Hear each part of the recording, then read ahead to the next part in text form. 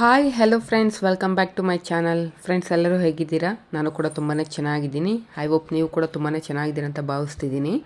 Friends, ಈ ವಿಡಿಯೋದಲ್ಲಿ ನಾನು ರೆಡಿಮೇಡ್ ಸ್ಟೈಲಲ್ಲಿ ಅಂದರೆ ರೆಡಿಮೇಡ್ ಕುರ್ತೀಸ್ಗೆಲ್ಲ ಬರುತ್ತಲ್ಲ ಪ್ಯಾಂಟು, ಆ ಪ್ಯಾಂಟ್ನ ನಾವು ಯಾವ ರೀತಿ ಈಸಿಯಾಗಿ ಕಟ್ ಮಾಡ್ಕೊಳ್ಳೋದು ಮತ್ತು ಹೇಗೆ ಸ್ಟಿಚ್ ಮಾಡ್ಕೊಳ್ಳೋದು ಅಂತ ಈ ವಿಡಿಯೋದಲ್ಲಿ ತಿಳಿಸ್ಕೊಡ್ತೀನಿ. ಈ ಪಲಾಜೋ ಪ್ಯಾಂಟನ್ನು ನಮಗೆ ಕಟ್ಟಿಂಗ್ ಮಾಡಬೇಕಂದ್ರೆ ನಮಗೆ 3 ಮೆಜರ್ಮೆಂಟ್ಸ್ ಅನ್ನೋದು ಬೇಕಾಗುತ್ತೆ. ವೇಸ್ಟ್ ರೌಂಡು, ಹಿಪ್ ರೌಂಡು ಮತ್ತು ಪ್ಯಾಂಟು ಫುಲ್ ಲೆಂತು, ಇಷ್ಟು ಮೆಜರ್ಮೆಂಟ್ಸ್ ನಮಗೆ ಬೇಕಾಗುತ್ತೆ. ನೋಡಿ, ನಾನು ಕ್ಲಾತನ್ನು 4 ಲೇಯರ್ಸಲ್ಲಿ ರಾಂಗ್ ಸೈಡು ಮೇಲೆ ಬರೋ ಥರ ಫೋಲ್ಡ್ ಮಾಡ್ಕೊಂಡಿದ್ದೀನಿ. ನಾವು ಚಾಕ್ ಪೀಸಲ್ಲಿ ಲೈನ್ಸ್ ಎಲ್ಲ ಮಾರ್ಕ್ ಮಾಡೋದ್ರಿಂದ ರಾಂಗ್ ಸೈಡ್ ಇದ್ದರೆ ನಮಗೆ ಆ ಲೈನ್ಸ್ ಅನ್ನೋದು ಕಾಣಿಸೋದಿಲ್ಲ. ಅದಕ್ಕೆ ನೋಡಿ, ರಾಂಗ್ ಸೈಡು ಈ ರೀತಿ 4 ಲೇಯರ್ಸಾಗಿ ಫ್ಯಾಬ್ರಿಕನ್ನು ಫೋಲ್ಡ್ ಮಾಡ್ಕೊಂಡಿದ್ದೀನಿ. ಈ ರೆಡಿಮೇಡ್ ಪ್ಯಾಂಟಲ್ಲಿ ನಮ್ಗೆ ಯಾವುದೇ ರೀತಿ ಫ್ರಂಟು ಮತ್ತು ಬ್ಯಾಕ್ ಸಪ್ರೇಟಾಗಿ ಕಟ್ ಮಾಡುವಂಥದ್ದು ಏನಿರೋದಿಲ್ಲ. ಫ್ರಂಟು ಮತ್ತು ಬ್ಯಾಕ್ ಎರಡೂ ಕೂಡ ಅಟ್ ಎ ಟೈಮ್ ಒಂದೇ ಸಲ ಕಟ್ ಮಾಡ್ಕೋಬೋದು. ಮೇಲ್ಗಡೆ 2 ಇಂಚಸ್ ಮಾರ್ಜಿನ್ಗೆ ಒಂದು ಪಾಯಿಂಟನ್ನು ಮಾರ್ಕ್ ಮಾಡಿಕೊಂಡು ಸ್ಟ್ರೈಟಾಗಿ ಈ ರೀತಿ ಒಂದು ಲೈನ್ ಅನ್ನೋದು ಡ್ರಾ ಮಾಡ್ಕೋಬೇಕು. ಈಗ ಅವ್ರಿಗೆ ಬೇಕಾಗಿರೋ ಪ್ಯಾಂಟ್ ಲೆಂತ್ ಎಷ್ಟು ಅಂತ ಚೆಕ್ ಮಾಡ್ಕೋಬೇಕು. 2 ಇಂಚಸ್ ಏನಿರುತ್ತೋ ಅಲ್ಲಿಂದ ಪ್ಯಾಂಟ್ ಲೆಂತ್ ಬಂದವ್ರಿಗೆ 38 ಇಂಚಸ್ ಬೇಕು. ನೋಡಿ, 38 ಇಂಚಸ್ ಹೊತ್ತಿಗೆ ಕರೆಕ್ಟಾಗಿ ಒಂದು ಪಾಯಿಂಟನ್ನು ಮಾರ್ಕ್ ಮಾಡ್ಕೊಂಡಿದ್ದೀನಿ. ಮತ್ತು 2 ಇಂಚಸ್ಸು ಬಾಟಮಲ್ಲಿ ಫೋಲ್ಡಿಂಗ್ ಮಾಡೋದಕ್ಕೆ ಎಕ್ಸ್ಟ್ರಾ ಮಾರ್ಕ್ ಮಾಡ್ಕೋತಾ ಇದ್ದೀನಿ. ಬಾಟಮಲ್ಲಿ ನಾವು ಫೋಲ್ಡ್ ಮಾಡಿ ಸ್ಟಿಚ್ ಮಾಡಬೇಕಲ್ವ, ಅದಕ್ಕೆ 2 ಇಂಚಸ್ ಎಕ್ಸ್ಟ್ರಾ ತೊಗೊಂಡಿದ್ದೀನಿ. ಮೇಲ್ಗಡೆ 2 ಇಂಚಸ್ ಬಂದು ಬೆಲ್ಟನ್ನು ನಾವು ಸ್ಟಿಚ್ ಮಾಡೋದಕ್ಕೆ 2 ಇಂಚಸ್ ಎಕ್ಸ್ಟ್ರಾ ಮಾರ್ಕ್ ಮಾಡ್ಕೊಂಡಿರೋದು. ಈಗ ಮೇಲೆ ವೇಸ್ಟ್ ಲೈನಲ್ಲಿ ನಾವು ಹಿಪ್ ರೌಂಡನ್ನು ಡಿವೈಡೆಡ್ ಬೈ 4 ಮಾಡಿ ಮಾರ್ಕ್ ಮಾಡ್ಕೋಬೇಕು. ಇಲ್ಲಿ ನಾನು ಎಲಾಸ್ಟಿಕ್ಕನ್ನು ಯೂಸ್ ಮಾಡ್ತಿರೋದ್ರಿಂದ ನೀವು ಎಲಾಸ್ಟಿಕ್ ಯೂಸ್ ಮಾಡಿದ್ರೆ ಹಿಪ್ ರೌಂಡನ್ನು ತೊಗೋಬೇಕಾಗುತ್ತೆ. ನೀವು ಒಂದು ವೇಳೆ ಬೆಲ್ಟನ್ನು ಯೂಸ್ ಮಾಡ್ತೀರಾ ಅಂದರೆ ವೇಸ್ಟ್ ರೌಂಡನ್ನ ಡಿವೈಡೆಡ್ ಬೈ 4 ಮಾಡಿ ಮಾರ್ಕ್ ಮಾಡ್ಕೋಬೇಕು. ಇವರು ಹಿಪ್ ರೌಂಡ್ ಬಂದು 38 ಡಿವೈಡೆಡ್ ಬೈ 4 ಮಾಡಬೇಕು. 9.5 ಬಂದಿದೆ. ಆ 9.5ಗೆ ಪ್ಲಸ್ 2 ಇಂಚಸ್ ಲೂಸಿಂಗ್ ಅನ್ನೋದು ಆ್ಯಡ್ ಮಾಡಿಕೊಂಡು ನಾನು ಮಾರ್ಕ್ ಮಾಡ್ಕೊತಾ ಇದ್ದೀನಿ. 11.5 ಅನ್ನೋದು ನಾನು ಮಾರ್ಕ್ ಮಾಡ್ಕೊತಾ ಇದ್ದೀನಿ. ನಿಮ್ಮ ಹಿಪ್ ರೌಂಡ್ ಎಷ್ಟಿದೆಯೋ ಅದನ್ನು ಡಿವೈಡೆಡ್ ಬೈ 4 ಮಾಡಿ ಬಂದಿರೋ ಅಂಥ ಆನ್ಸರ್ಗೆ 2 ಇಂಚಸನ್ನು ಆ್ಯಡ್ ಮಾಡಿಕೊಂಡು ನೀವು ವೇಸ್ಟ್ ಲೈನಲ್ಲಿ ಮಾರ್ಕ್ ಮಾಡ್ಕೋಬೇಕು. ಕ್ರಾಚ್ ಪಾಯಿಂಟನ್ನು ಮಾರ್ಕ್ ಮಾಡ್ಕೊಳ್ಳೋದಕ್ಕೆ ಇವ್ರು ಹಿಪ್ ರೌಂಡನ್ನು ಡಿವೈಡೆಡ್ ಬೈ 4 ಮಾಡಿದ್ರೆ 9.5 ಬರುತ್ತೆ. ಪ್ಲಸ್ 3 ಇಂಚಸ್ ಅನ್ನೋದು ಆ್ಯಡ್ ಮಾಡ್ಕೋಬೇಕು.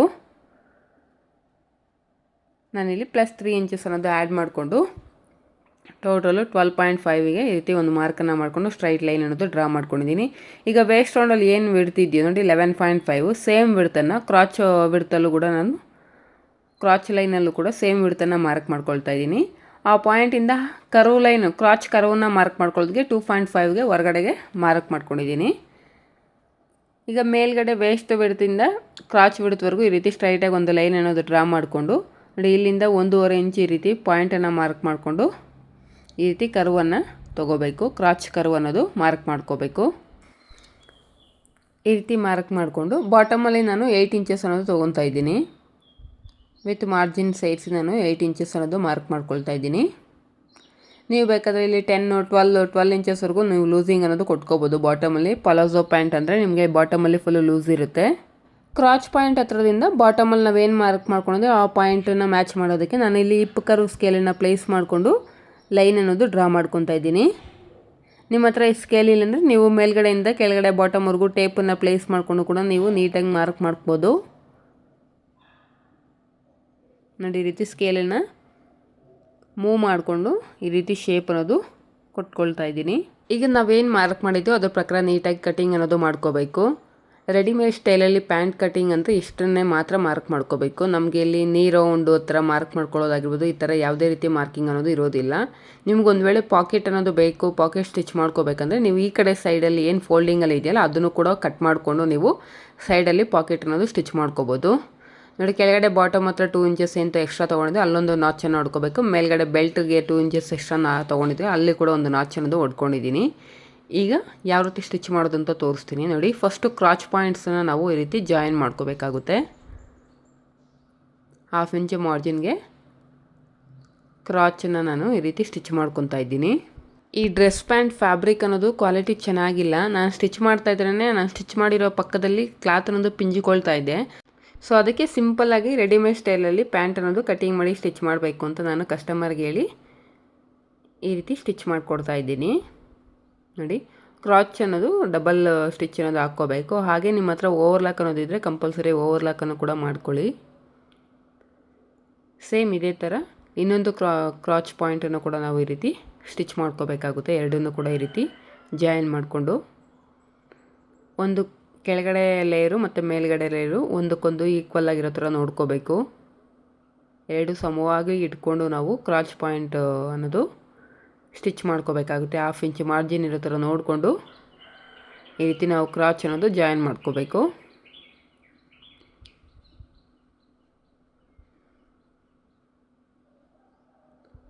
ಇಲ್ಲೂ ಕೂಡ ಡಬಲ್ ಸ್ಟಿಚ್ ಅನ್ನೋದು ಹಾಕ್ಕೊಳ್ಳಿ. ನೋಡಿ ಈ ರೀತಿ ಡಬಲ್ ಸ್ಟಿಚ್ ಹಾಕ್ಕೊಂಡು ನಾನು ಓವರ್ಲಾಕನ್ನು ಕೂಡ ಮಾಡ್ಕೊಂಡಿದ್ದೀನಿ. ಈಗ ಕೆಳಗಡೆ ಬಾಟಮನ್ನು ಫೋಲ್ಡ್ ಮಾಡೋದು ಯಾವ ರೀತಿ ಅಂತ ತಿಳಿಸ್ಕೊಡ್ತೀನಿ. ನಾವೇನು 2 ಇಂಚಸ್ ಎಕ್ಸ್ಟ್ರಾ ತೊಗೊಂಡಿದ್ದೀವೋ ಬಾಟಮಲ್ಲಿ ಫೋಲ್ಡ್ ಮಾಡೋದಕ್ಕೆ ಆ 2 ಇಂಚಸ್ನ ಈಗ ನಾವು ಫೋಲ್ಡ್ ಮಾಡಿಕೊಂಡು ಸ್ಟಿಚ್ ಹಾಕ್ಕೋಬೇಕು. ಫಸ್ಟ್ ಒಂದು 1/2 ಇಂಚಿಗೆ ಈ ರೀತಿ ಫೋಲ್ಡ್ ಮಾಡಿಕೊಂಡು ಆನಂತರ ನೀವೇನು ನಾಚ್ ಹೊಡ್ಕೊಂಡಿರ್ತೀರಲ್ವ 2 ಇಂಚಸ್ಸು ಆ ನಾಚ್ ಕರೆಕ್ಟಾಗಿ ಫೋಲ್ಡಿಂಗ್ ಬರೋ ಥರ ಫೋಲ್ಡ್ ಮಾಡಿಕೊಂಡು ನೀವು ಸ್ಟಿಚ್ ಅನ್ನೋದು ಹಾಕ್ಕೊಳ್ತಾ ಇದ್ದೀನಿ. ನೋಡಿ 1/2 ಇಂಚಿಗೆ ಫಸ್ಟು ಒಂದು ಫೋಲ್ಡ್ ತೊಗೊಂಡಿದ್ದೀನಿ. ಆನಂತರ ಕರೆಕ್ಟಾಗಿ ಆ ನಾಚ್ ಪಾಯಿಂಟ್ ಹತ್ರಗೆ ಎಷ್ಟು ಫೋಲ್ಡಿಂಗ್ ಸಿಗುತ್ತೋ ನಮಗೆ ಅಷ್ಟು ಫೋಲ್ಡಿಂಗಿಗೆ ನಾನು ಇಲ್ಲಿ ಫೋಲ್ಡ್ ಮಾಡಿಕೊಂಡು ಸ್ಟಿಚ್ ಅನ್ನೋದು ಹಾಕ್ಕೊಳ್ತಾ ಇದ್ದೀನಿ. ಎಡ್ಜಲ್ಲಿ ಒಂದು ಸ್ಟಿಚ್ ಅನ್ನೋದು ಹಾಕ್ಕೊಳ್ತಾ ಇದ್ದೀನಿ. ಒಂದು ಸ್ಟಿಚ್ ಸಾಕಾಗುತ್ತೆ ಇಲ್ಲಿ ಫೋಲ್ಡಿಂಗ್ ಅನ್ನೋದು. ಸೇಮ್ ಅದೇ ರೀತಿ ಇನ್ನೊಂದು ಸೈಡನ್ನು ಕೂಡ ನಾವು ಫಿನಿಶಿಂಗ್ ಅನ್ನೋದು ಮಾಡ್ಕೋಬೇಕು. ನೋಡಿ ಫಸ್ಟ್ 1/2 ಇಂಚ್ ಮಾರ್ಜಿನ್ಗೆ ಒಂದು ಫೋಲ್ಡ್ ತೊಗೋಬೇಕು.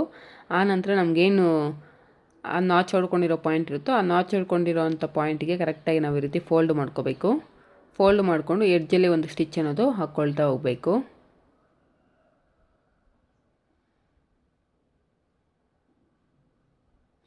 ಪ್ಯಾಂಟ್ ಕ್ವಾಲಿಟಿ ಚೆನ್ನಾಗಿದೆ ಅಂದರೆ ಫ್ಯಾಬ್ರಿಕ್ ಚೆನ್ನಾಗಿದ್ದರೆ ನಾವು ಸ್ಟ್ರೈಟ್ ಕಟ್ಟಲ್ಲಿ ಕಟ್ ಮಾಡಿಕೊಂಡು ಬಾಟಮಲ್ಲಿ ಈ ರೀತಿ ಸ್ಲಿಟ್ ಎಲ್ಲ ಕೊಟ್ಕೋಬೋದು ಸೈಡಲ್ಲಿ. ನೋಡಿ ಈಗ ಫಸ್ಟು ಕ್ರಾಚ್ ಪಾಯಿಂಟ್ ಹತ್ರದಿಂದ ನಾನು ಸೈಡ್ ಜಾಯಿಂಟ್ಸ್ ಅನ್ನೋದು ಸ್ಟಾರ್ಟ್ ಮಾಡ್ತಾಯಿದ್ದೀನಿ. ಕ್ರಾಚ್ ಪಾಯಿಂಟ್ ಹತ್ರ ಎರಡು ಒಂದಕ್ಕೊಂದು ಈಕ್ವಲಾಗಿ ಪ್ಲೇಸ್ ಮಾಡಿಕೊಂಡು 1/2 ಇಂಚ್ ಮಾರ್ಜಿನ್ ಇರೋ ಥರ ನೋಡಿಕೊಂಡು ಸೈಡ್ ಜಾಯಿಂಟ್ಸ್ ಅನ್ನೋದು ಸ್ಟಿಚ್ ಮಾಡ್ಕೊಳ್ತಾ ಇದ್ದೀನಿ. ಈ ರೀತಿ ಸ್ಟಿಚ್ ಮಾಡ್ಕೊಳ್ಳೋವಾಗ ಕ್ಲಾತನ್ನು ಎಳೆದು ಸ್ಟಿಚ್ ಮಾಡೋಕ್ಕೆ ಹೋಗಬೇಡಿ. ಒಂದ್ರ ಮೇಲೆ ಒಂದು ಜೆಂಟಲಾಗಿ ಈ ರೀತಿ ಕ್ಲಾತನ್ನು ಪ್ಲೇಸ್ ಮಾಡಿಕೊಂಡು ನೀಟಾಗಿ ನೀವು ಸ್ಟಿಚ್ ಅನ್ನೋದು ಹಾಕ್ಕೋಬೇಕಾಗುತ್ತೆ. ಏಕೆಂದರೆ ಇದು ಸ್ವಲ್ಪ ಕರ್ವ್ ಶೇಪಲ್ಲಿ ನಾವು ಕಟ್ ಮಾಡ್ಕೊಂಡಿರೋದ್ರಿಂದ ಕ್ಲಾತನ್ನು ನೀವು ಎಳೆದಷ್ಟು ಎಕ್ಸ್ಪ್ಯಾಂಡ್ ಆಗುತ್ತೆ. ಸೊ ಕ್ಲಾತನ್ನು ಯಾವುದೇ ಕಾರಣಕ್ಕೂ ಎಳೆಯೋದಕ್ಕೆ ಹೋಗಬೇಡಿ. ಇನ್ನೊಂದು ಸೈಡು ಬಾಟಮಿಂದ ಸ್ಟಾರ್ಟ್ ಮಾಡ್ತಾಯಿದ್ದೀನಿ. ನೋಡಿ 1/2 ಇಂಚ್ ಮಾರ್ಜಿನ್ ಇರೋ ಥರ ನೋಡಿಕೊಂಡು ಬಾಟಮಿಂದ ಸ್ಟಿಚ್ ಅನ್ನೋದು ಹಾಕ್ಕೊಳ್ತಾ ಬರಬೇಕು.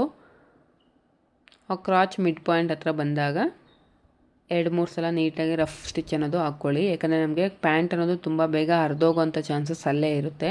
ಸೊ ಅದಕ್ಕೆ ಒಂದು 2-3 ಸಲ ನೀಟಾಗಿ ರೀತಿ ರಫ್ ಸ್ಟಿಚ್ ಅನ್ನೋದು ಹಾಕ್ಕೊಳ್ಳಿ. ಅಲ್ಲಿ ಹಾಕ್ಕೊಂಡು ಸ್ಟಿಚ್ ಅನ್ನೋದು ಈ ಕಡೆ ಬಾಟಮ್ವರೆಗೂ ಕಂಟಿನ್ಯೂ ಮಾಡಿಬಿಡಿ.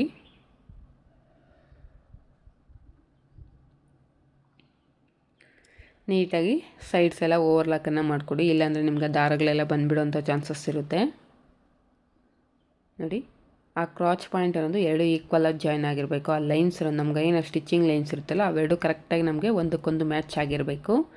ಈಗ ಬೆಲ್ಟನ್ನು ಅಟ್ಯಾಚ್ ಮಾಡಬೇಕಲ್ಲ, ನಾವು 2 ಇಂಚಸ್ ಮಾರ್ಜಿನ್ ಅನ್ನೋದು ಮಾರ್ಕ್ ಮಾಡ್ಕೊಂಡಿದ್ದೀವಿ. ಫಸ್ಟು ಒಂದು 1/4 ಇಂಚ್ ಮಾರ್ಜಿನನ್ನು ಈ ರೀತಿ ಫೋಲ್ಡ್ ಮಾಡಿಕೊಂಡು ಸ್ಟಿಚ್ ಹಾಕಿದ ನಂತರ ಆಮೇಲೆ ನಾವು ಇನ್ನೊಂದು ಫೋಲ್ಡಿಂಗನ್ನು ತೊಗೋಬೇಕಾಗುತ್ತೆ. ಫಸ್ಟು 1/4 ಇಂಚ್ ಮಾರ್ಜಿನ್ಗೆ ನಾನು ಈ ರೀತಿ ಒಂದು ಸ್ಟಿಚ್ ಅನ್ನೋದು ಹಾಕ್ಕೊಳ್ತಾ ಹೋಗ್ತಾ ಇದ್ದೀನಿ. ಫ್ರೆಂಡ್ಸ್, ಯಾರಾದರೂ ಹೊಸದಾಗಿ ವಿಡಿಯೋನ ನೋಡ್ತಿದ್ರೆ ಪ್ಲೀಸ್ ನನ್ನ ಚಾನಲ್ನ ಸಬ್ಸ್ಕ್ರೈಬ್ ಮಾಡಿಕೊಂಡು ವೀಡಿಯೋಸ್ನ ನೋಡಿ. ನನ್ನ ವಿಡಿಯೋಸು ನಿಮಗೆ ಯೂಸ್ಫುಲ್ ಆಗ್ತಿದೆ ಅಂದರೆ ನನ್ನ ವಿಡಿಯೋಸ್ಗೊಂದು ಲೈಕ್ ಮಾಡಿ, ಹಾಗೆ ನಿಮ್ಮ ಅನಿಸಿಕೆ ಮತ್ತು ಅಭಿಪ್ರಾಯಗಳನ್ನ ಕಮೆಂಟ್ ರೂಪದಲ್ಲಿ ತಿಳಿಸ್ಕೊಡಿ. ನೋಡಿ ಈ ರೀತಿ 1/4 ಇಂಚ್ ಮಾರ್ಜಿನ್ಗೆ ನಾನು ವೇಸ್ಟ್ ಪೂರ್ತಿ ಈ ರೀತಿ ಸ್ಟಿಚ್ ಮಾಡ್ಕೊಂಡಿದ್ದೀನಿ. ನಾನಿಲ್ಲಿ ಎಲಾಸ್ಟಿಕ್ ವಿಡ್ತ್ ಬಂದು 1.25 ಇಂಚಸ್ ಇರೋದು ಯೂಸ್ ಮಾಡ್ತಾಯಿದ್ದೀನಿ. ನೀವು ಎಲಾಸ್ಟಿಕ್ ವಿಡ್ತ್ ಅನ್ನೋದು ಎಷ್ಟು ತೊಗೊಳ್ತೀರೋ ಅದಕ್ಕಿಂತ ಡಬಲ್ಲು ನೀವು ಕ್ಲಾತ್ ಅನ್ನೋದು ಬೆಲ್ಟ್ಗೋಸ್ಕರ ಮಾರ್ಕ್ ಮಾಡ್ಕೋಬೇಕಾಗುತ್ತೆ. ಸಪೋಸ್ ನೀವು 1.5 ಇಂಚಸ್ ಬಿಡ್ತಿರೋ ಅಂಥ ಎಲಾಸ್ಟಿಕ್ಕನ್ನು ಯೂಸ್ ಮಾಡಿದ್ರೆ ಆಗ ನೀವು 2.5 ಇಂಚಸ್ ಅನ್ನೋದು ಬೆಲ್ಟ್ಗೋಸ್ಕರ ಮಾರ್ಕ್ ಮಾಡ್ಕೋಬೇಕು. ನೋಡಿ ಈಗ 1.5 ಇಂಚ್ ಇರೋ ಥರ ನಾನು ಫೋಲ್ಡಿಂಗ್ ಅನ್ನೋದು ಮಾಡ್ಕೊತಾ ಇದ್ದೀನಿ. ನೋಡಿ 1.5 ಇಂಚಸ್ ಇರೋ ಥರ ನಾನು ಫೋಲ್ಡಿಂಗ್ ಅನ್ನೋದು ಮಾಡಿಕೊಂಡು ಸ್ಟಿಚ್ ಅನ್ನೋದು ಹಾಕ್ಕೊಳ್ತಾ ಇದ್ದೀನಿ. ನಿಮ್ಮ ಎಲಾಸ್ಟಿಕ್ಕಿಂತ ಒಂದು 1/4 ಇಂಚ್ ಬಿಡ್ತಾ ಅನ್ನೋದು ಎಕ್ಸ್ಟ್ರಾ ಇರೋ ಥರನೇ ನೋಡ್ಕೊಳ್ಳಿ. ನಾನು ಯೂಸ್ ಮಾಡ್ತಿರೋ ಎಲಾಸ್ಟಿಕ್ ಬಂದು 1.25. ನಾನು ಇನ್ನೂ ಒಂದು 1/4 ಇಂಚ್ ಎಕ್ಸ್ಟ್ರಾ ಇರೋ ಥರನೇ ನಾನು ಇಲ್ಲಿ ಫೋಲ್ಡಿಂಗ್ ಅನ್ನೋದು ತೊಗೊತಾ ಇದ್ದೀನಿ. ಇಲ್ಲ ಅಂದರೆ ನಿಮಗೆ ಎಲಾಸ್ಟಿಕ್ ಅನ್ನೋದು ಈಸಿಯಾಗಿ ನೀವು ಒಳಗಡೆ ಸೇರಿಸೋದಕ್ಕಾಗೋದಿಲ್ಲ. ಸುತ್ತಲೂ 1.5 ಇಂಚಸ್ ಇರೋ ಥರ ನೋಡಿಕೊಂಡು ನೀವು ಈ ಫೋಲ್ಡಿಂಗ್ ಅನ್ನೋದು ನಾನು ಕಂಪ್ಲೀಟ್ ಮಾಡ್ಕೋತಾ ಇದ್ದೀನಿ.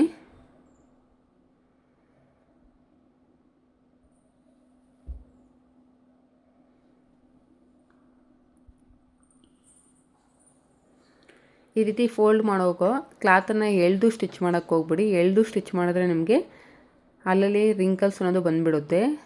ಒಂದ್ರ ಮೇಲೆ ಒಂದು ನೀಟಾಗಿ ರೀತಿ ಪ್ಲೇಸ್ ಮಾಡಿಕೊಂಡು 1.5 ಇಂಚಸ್ ಕರೆಕ್ಟಾಗಿ ನೀವು ಫೋಲ್ಡಿಂಗ್ ಅನ್ನೋದು ತೊಗೊಂಡು ನೀವು ಈ ಬೆಲ್ಟ್ಗೋಸ್ಕರ ಸ್ಟಿಚ್ ಮಾಡ್ಕೋಬೇಕಾಗುತ್ತೆ.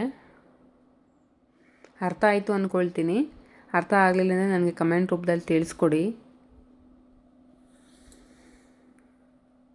ನೋಡಿ, ಏನಾದರೂ ಎಕ್ಸ್ಟ್ರಾ ಬಂದರೆ ಈ ರೀತಿ ಚಿಕ್ಕದಾಗಿ ಒಂದು ಫ್ರಿಲ್ಸ್ ಅನ್ನೋದು ಕೊಟ್ಕೊಂಡು ನೀವು ಸ್ಟಿಚ್ ಅನ್ನೋದು ಮಾಡ್ಕೋಬೇಕು. ಈ ರೀತಿ ಫೋಲ್ಡಿಂಗ್ ಅನ್ನೋದು ನೋಡಿ, ಒಂದು 2-3 ಇಂಚಸ್ ಅನ್ನೋದು ಇಲ್ಲಿ ಸ್ಟಿಚ್ ಮಾಡಿದೆ. ಸ್ವಲ್ಪ ಗ್ಯಾಪ್ ಅನ್ನೋದು ಬಿಟ್ಕೊಳ್ಳಿ. ನೀವು ಆ ಗ್ಯಾಪಲ್ಲಿ ಎಲಾಸ್ಟಿಕ್ ಅನ್ನೋದು ಸೇರಿಸ್ಕೋಬೇಕಾಗುತ್ತೆ. ನೋಡಿ, ಈ ರೀತಿ ಗ್ಯಾಪ್ ಅನ್ನೋದು ಬಿಟ್ಕೋಬೇಕು. ಈಗ ಎಲಾಸ್ಟಿಕ್ನ ಯಾವ ರೀತಿ ತೊಗೋಬೇಕು ಅಂದರೆ, ಇವರ ವೇಸ್ಟ್ ರೌಂಡ್ ಬಂದು 35 ಇದೆ. ನಿಮ್ಮ ವೇಸ್ಟ್ ರೌಂಡ್ ಎಷ್ಟಿರುತ್ತೋ ಅದರಲ್ಲಿ 3 to 4 ಇಂಚಸ್ನ ನೀವು ಕಡಿಮೆ ಮಾಡಿಕೊಂಡು ಎಲಾಸ್ಟಿಕ್ ಅನ್ನೋದು ತೊಗೋಬೇಕು. ನೋಡಿ, ಇವರ ವೇಸ್ಟ್ ರೌಂಡ್ ಬಂದು 35 ಇದೆ. ಈ 35ಲಿ 4 ಇಂಚಸ್ನ ನಾನು ಮೈನಸ್ ಮಾಡಿದ್ದೀನಿ ಅಂದರೆ ನನಗೆ 31 ಇಂಚಸ್ ಅನ್ನೋದು ಬೇಕಾಗುತ್ತೆ. ನಿಮ್ಮ ವೇಸ್ಟ್ ರೌಂಡ್ ಎಷ್ಟಿರುತ್ತೋ ಅದರಲ್ಲಿ 3 to 4 ಇಂಚಸ್ ಅನ್ನೋದು ಕಡಿಮೆ ಮಾಡಿಕೊಂಡು ನೀವು ಎಲಾಸ್ಟಿಕ್ ಅನ್ನೋದು ತೊಗೋಬೇಕು. ನೋಡಿ, 31ಗೆ ಒಂದು ಮಾರ್ಕ್ ಮಾಡ್ಕೊತಾ ಇದ್ದೀನಿ. ಆಮೇಲೆ ಇನ್ನೊಂದು 3/4 ಇಂಚು ಎಕ್ಸ್ಟ್ರಾ ಕಟ್ ಮಾಡ್ಕೊತಾ ಇದ್ದೀನಿ. ಯಾಕಂದರೆ ನಾವು ಲಾಸ್ಟಲ್ಲಿ ಒಂದ್ರ ಮೇಲೆ ಒಂದು ಪ್ಲೇಸ್ ಮಾಡಿಕೊಂಡು ಸ್ಟಿಚ್ ಮಾಡ್ತೀವಲ್ಲ, ಓವರ್ಲಾಪ್ ಮಾಡ್ತೀವಲ್ವ ಲಾಸ್ಟಲ್ಲಿ, ಅದಕ್ಕೋಸ್ಕರ ನಮಗೆ 1 ಇಂಚಂದು ಹೋಗುತ್ತೆ. ಅದಕ್ಕೆ ನಾನು ಇಲ್ಲಿ ಎಕ್ಸ್ಟ್ರಾ ತೊಗೊಂಡಿದ್ದೀನಿ 1 ಇಂಚಷ್ಟು. ಈಗ ನಾವೇನು 2 ಇಂಚಸ್ ಸ್ಟಿಚ್ ಮಾಡಿದಿರೋ ಗ್ಯಾಪನ್ನು ಕೊಟ್ಕೊಂಡಿದ್ದೀವೋ ಆ ಗ್ಯಾಪ್ ಮುಖಾಂತರ ನಾವು ಈ ಎಲಾಸ್ಟಿಕ್ ಅನ್ನೋದು ಈ ರೀತಿ ಸೇರಿಸ್ಕೋಬೇಕು. ಎಲಾಸ್ಟಿಕ್ಗೆ ಒಂದು ಪಿನ್ ಅನ್ನೋದು ಇನ್ಸರ್ಟ್ ಮಾಡಿಕೊಂಡು ಸ್ಟಾರ್ಟಿಂಗಲ್ಲಿ ಈ ರೀತಿ ನೀವು ಎಲಾಸ್ಟಿಕ್ ಅನ್ನೋದು ಆ ಫೋಲ್ಡಿಂಗ್ ಒಳಗಡೆ ಈ ರೀತಿ ಸೇರಿಸ್ಕೊಳ್ತಾ ಬರಬೇಕು. ನಾನು ಮೊದಲೇ ಹೇಳ್ದಂಗೆ ನಿಮ್ಮ ಎಲಾಸ್ಟಿಕ್ ಏನಿದೆಯೋ ಬಿಡ್ತು ಅದಕ್ಕಿಂತ ಒಂದು 1/4 ಇಂಚು ಬಿಡ್ತು ಅನ್ನೋದು ನೀವು ಏನು ಫೋಲ್ಡಿಂಗ್ ಕೊಟ್ಕೊಂಡಿರುತ್ತೆ ಅದರಲ್ಲಿ ಜಾಸ್ತಿ ಇರಬೇಕು. ಇಲ್ಲಾಂದರೆ ನಿಮಗೆ ಆ ಎಲಾಸ್ಟಿಕ್ ಅನ್ನೋದು ಈಸಿಯಾಗಿ ಈ ರೀತಿ ಸೇರಿಸ್ಕೊಳ್ಳೋದಕ್ಕೆ ಆಗೋದಿಲ್ಲ. ನೀವು 1.5 ಇಂಚ್ ಎಲಾಸ್ಟಿಕ್ಕನ್ನು ಹಾಕ್ತೀರಿ ಅಂದರೆ ನಿಮಗೆ ಆ ಫೋಲ್ಡಿಂಗ್ ಅನ್ನೋದು 1.25 ಇಂಚ್ ಇರಬೇಕು. ನೋಡಿ, ಈ ರೀತಿ ಎಲಾಸ್ಟಿಕ್ನ ಸೇರಿಸ್ಕೊಂಡಿದ್ದ ನಂತರ ನೋಡಿ, ಆ ಕಡೆ ಮತ್ತು ಈ ಕಡೆ 2 ಎಲಾಸ್ಟಿಕ್ ಪಾಯಿಂಟ್ಸ್ನ ಈ ರೀತಿ ಒಂದ್ರ ಮೇಲೆ ಒಂದು ಪ್ಲೇಸ್ ಮಾಡಿಕೊಂಡು ನೀಟಾಗಿ ನಾವಿಲ್ಲಿ ರಫ್ ಸ್ಟಿಚ್ ಅನ್ನೋದು ಹಾಕ್ಕೋಬೇಕಾಗುತ್ತೆ.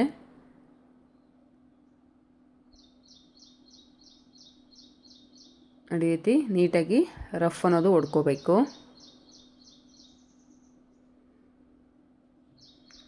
ಎಕ್ಸ್ಟ್ರಾ ಕಟ್ ಮಾಡ್ಕೊಂಡಿದ್ದು ನಾನು ಇದಕ್ಕೋಸ್ಕರನೇ. ನಾವು ಈ ರೀತಿ ಒಂದ್ರ ಮೇಲೆ ಒಂದು ಇಟ್ಟಾಗ ನಮಗೊಂದು 1/2 ಇಂಚು 1 ಇಂಚ್ವರೆಗೂ ನಮಗೆ ಎಲಾಸ್ಟಿಕ್ಕನ್ನು ಬಿಡ್ತು ಅನ್ನೋದು ಕಡಿಮೆ ಆಗುತ್ತೆ. ಸೊ ಅದಕ್ಕೋಸ್ಕರ ಮೊದಲೇ ನಾವು 1 ಇಂಚ್ ಅನ್ನೋದು ಎಕ್ಸ್ಟ್ರಾ ತೊಗೊಬಿಟ್ರೆ ನಮಗೆ ಕರೆಕ್ಟಾಗಿ ಎಲಾಸ್ಟಿಕ್ ಅನ್ನೋದು ಸರಿ ಹೋಗುತ್ತೆ. ಯಾವುದೇ ಸೈಜ್ ಆಗಿರ್ಬೋದು, ನೀವು ಎಲಾಸ್ಟಿಕ್ನ ಇದೇ ರೀತಿಯಲ್ಲಿ ತೊಗೋಬೇಕಾಗುತ್ತೆ. ನಿಮ್ಮ ವೇಸ್ಟ್ ರೌಂಡ್ಗೆ ಎಷ್ಟಿರುತ್ತೋ ಅದರಲ್ಲಿ 3 to 4 ಇಂಚಸ್ ಅನ್ನೋದು ಕಡಿಮೆ ಮಾಡ್ಕೋಬೋದು. ಆದಷ್ಟು ಎಲಾಸ್ಟಿಕ್ ಅನ್ನೋದು ಸ್ವಲ್ಪ ಕ್ವಾಲಿಟಿ ಇರೋದೇ ಯೂಸ್ ಮಾಡಿ. ನೋಡಿ, ಈಗ ಎಲಾಸ್ಟಿಕ್ನ ಈ ರೀತಿ ಇಟ್ಕೊಂಡು ನೀವು ಟೈಟಾಗಿ ಎಳೆದ್ರೆ ನಿಮಗೆ ಕ್ಲಾತ್ ಅನ್ನೋದು ನೀಟಾಗಿ ಎಲ್ಲ ಕಡೆ ಈಕ್ವಲಾಗಿ ಸ್ಪ್ರೆಡ್ ಆಗುತ್ತೆ. ಒಂದು 2-3 ಸಲ ನೀವು ಈ ರೀತಿ ಕ್ಲಾತ್ ಆ ಕಡೆಯಿಂದ ಈ ಕಡೆಗೆ ಕ್ಲಾತನ್ನು ಜೋರಾಗಿ ಈ ರೀತಿ ಎಳೆದು ಬಿಟ್ಟಾಗ ನಿಮ್ಗೆ ಕ್ಲಾತ್ ಅನ್ನೋದು ಈಕ್ವಲಾಗಿ ಎಲ್ಲ ಕಡೆ ಶೇರ್ ಆಗುತ್ತೆ. ಈಗ ನಾವೇನು 2 ಇಂಚಸ್ ಗ್ಯಾಪ್ ಕೊಟ್ಕೊಂಡಿದ್ದೀವಲ್ಲ ಆ ಗ್ಯಾಪನ್ನು ಕೂಡ ಈಗ ನಾವು ಸ್ಟಿಚ್ ಹಾಕ್ಕೊಂಡು ಕ್ಲೋಸ್ ಮಾಡ್ಕೋಬೇಕು. ಈ ಸ್ಟಿಚ್ ಹಾಕುವಾಗ ಯಾವುದೇ ಕಾರಣಕ್ಕೂ ಎಲಾಸ್ಟಿಕ್ ಮೇಲೆ ನಮಗೆ ಸ್ಟಿಚ್ ಅನ್ನೋದು ಬೀಳದೇ ಇರೋ ಥರ ನಾವು ನೀಟಾಗಿ ಸ್ಟಿಚ್ ಅನ್ನೋದು ಹಾಕ್ಕೊಳ್ಳಿ. ಈ ರೀತಿ ಸ್ಟಿಚ್ ಹಾಕಿದ ನಂತರ ಎಲಾಸ್ಟಿಕ್ನ 2-3 ಸಲ ಈ ರೀತಿ ನೀವು ಸ್ಪ್ರೆಡ್ ಮಾಡಿ ಸ್ವಲ್ಪ ಈ ರೀತಿ ಹಿಗ್ಗಿಸಿದಾಗ ನಿಮಗೆ ಕ್ಲಾತ್ ಅನ್ನೋದು ಈಕ್ವಲಾಗಿ ಶೇರ್ ಆಗುತ್ತೆ. ಈಗ back crouch point front crouch point ಹತ್ರ ಈ ರೀತಿ ನಾವು ಒಂದು ಲಾಕ್ ಅನ್ನೋದು ಮಾಡ್ಕೋಬೇಕಾಗುತ್ತೆ. ಒಂದು ಸ್ಟಿಚ್ ಹಾಕಿ ನೋಡಿ, ಸಪ್ರೇಟಾಗಿ ಈ ರೀತಿ ಬ್ಯಾಕ್ ಕ್ರಾಚ್ ಪಾಯಿಂಟ್ ಹತ್ರನೂ ವೇಸ್ಟ್ ಬೆಲ್ಟ್ ಮೇಲೆ ಒಂದು ಸ್ಟಿಚ್ ಹಾಕ್ಕೊಳ್ತಾ ಇದ್ದೀನಿ. ಹಾಗೆ ಫ್ರಂಟ್ ಕ್ರಾಚ್ ಪಾಯಿಂಟ್ ಹತ್ರನೂ ಕೂಡ ಮಿಡ್ಲಲ್ಲಿ ಈ ರೀತಿ ಒಂದು ಸ್ಟಿಚ್ ಹಾಕ್ಕೊಂಡು ಲಾಕ್ ಮಾಡ್ಕೊಳ್ತಾ ಇದ್ದೀನಿ. ಈ ರೀತಿ ಸ್ಟಿಚ್ ಹಾಕ್ಕೊಳ್ಳೋದ್ರಿಂದ ನೀವು ಎಲಾಸ್ಟಿಕ್ ಮೇಲೆ ಸೆಂಟರಲ್ಲಿ ಸ್ಟಿಚ್ ಹಾಕಿದಾಗ ನಿಮಗೆ ಕ್ರಾಚ್ ಮಿಡ್ಲ್ ಪಾಯಿಂಟ್ ಅನ್ನೋದು ಸೈಡಿಗೆ ಹೋಗದೆ ಕರೆಕ್ಟಾಗಿ ನಿಮಗೆ ಮಿಡ್ಲಿಗೆ ಅನ್ನೋದು ಆ ಸ್ಟಿಚ್ ಅನ್ನೋದು ನಿಂತ್ಕೊಳ್ಳುತ್ತೆ. ನೋಡಿ ಈ ರೀತಿ ಎಳೆದು ಸ್ಟಿಚ್ ಮಾಡ್ತೀವಲ್ವ ನಾವು ಎಲಾಸ್ಟಿಕ್ ಮೇಲೆ ಸೆಂಟರಲ್ಲಿ ಈ ರೀತಿ ಎಳೆದು ಸ್ಟಿಚ್ ಹಾಕುವಾಗ ನಿಮಗೆ ಆ ಕ್ರಾಚ್ ಮಿಡ್ ಪಾಯಿಂಟ್ ಅನ್ನೋದು ಸ್ವಲ್ಪ ಸೈಡ್ಗೆ ಹೋದಂಗೆ ಅನಿಸುತ್ತೆ. ಮೊದಲೇ ನಾವು ಅಲ್ಲಿ ಲಾಕ್ ಮಾಡ್ಕೊಂಡಿದ್ರೆ ನಿಮಗೆ ಕ್ಲಾತ್ ಅನ್ನೋದು ಕರೆಕ್ಟಾಗಿ ಮಿಡ್ಲಿಗೆ ಆ ಕ್ರಾಚ್ ಪಾಯಿಂಟ್ಸ್ ಅನ್ನೋದು ನಿಮಗೆ ಪ್ಯಾಂಟಲ್ಲಿ ಸಿಗುತ್ತೆ.